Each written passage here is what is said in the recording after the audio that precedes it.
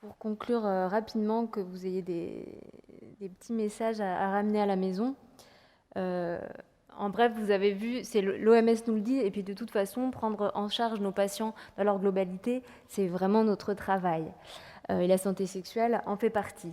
On a vu aussi l'importance des violences et des dysfonctionnements sexuels parmi la population et la fréquence des retentissements multiples et variés qui vont faire des motifs de consultation pas forcément en lien direct avec la santé sexuelle, mais qui vont arriver dans nos cabinets. Les retentissements aussi des maladies chroniques et des traitements des maladies chroniques qui vont même entraîner un arrêt des traitements par les patients qui ne nous le diront pas toujours. Donc c'est très important de s'enquérir de l'observance des patients et de chercher les freins à l'arrêt de traitement. Bon, ça, je pense que vous l'avez compris, nous sommes légitimes et tous les patients sont demandeurs à ce que la santé sexuelle soit abordée en consultation. Et nous, médecins généralistes, nous sommes donc les interlocuteurs privilégiés pour en parler. Plus encore, chez les adolescents et adolescentes qui sont très exposés à la sexualité et dont la sexualisation est au cœur du développement, mais aussi chez les patients qui sont porteurs de maladies chroniques.